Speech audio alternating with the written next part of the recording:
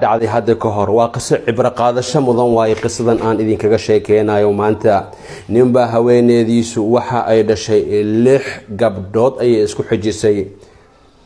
dhowr sano ayay waxay dhashay 6 gabdhood ninkana wuxuu aad u jecleystay mar inay xaaskiisa wiil dhasho markii toddobaad oo ay xaamilo noqotay oo ay uur qaaday gabadhii ayuu niyada wuxuu iska yiri isaga oo kaliya oo cidna la tashan cidna la hadlin xaaskiisana la wadaagan fikirkaas ayuu niyada iyo qalbiga iskala hadlay markaas wuxuu is yiri gabadhan hadii ay markan toddobaad ay gabar dhasho oo ay wiil dhali weyso waa furaaya kaanahu waxaad moodaa inay miskiinta iyadu isku abuureyso wiil iyo gabar wixii ay doonto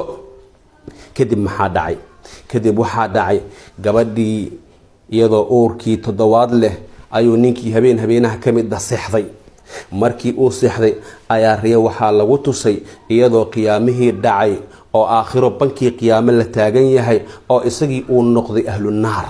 markaasa isagii oo malaa'igta ay wado oo ay naartu ay u wado sida aynu ogsoonahayna naartu waxa ay leedahay 7 albaab laha 7 abwaabin likulli baabin minhu juz'un maqsum albaabkii kood markii la geeyay ayaa gabdhihiisa kamid ah isurtaagtay oo tir aabahay maya mal gelinaay naarta albaabkii labaad labaad isurtaagtay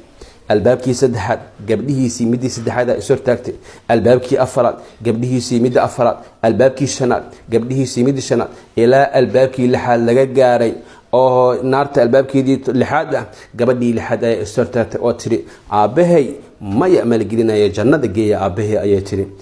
isagoo kii toddobaad loo wado gabdhihiina ay ka dhamaadeen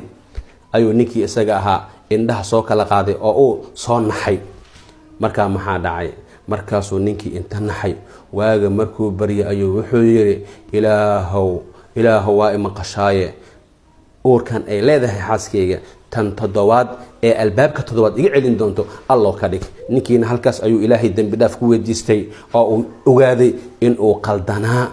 qaldanaa ilaahay subxaanahu wa tacaala yahabu liman yashaau inaathan ويهب لمن يشاء الذكور إلهي عيد ودون ويلال أيو سيا عيد ودون قبدا أيو سيا ما عيد واحد السين كرتا جرتو dadka qaarkood marka waxaad arkaysaa inay dumarkooda ku eedeynayaan tani gabdha leedahay shaakiliya mid wiilal dhashan raadsanaya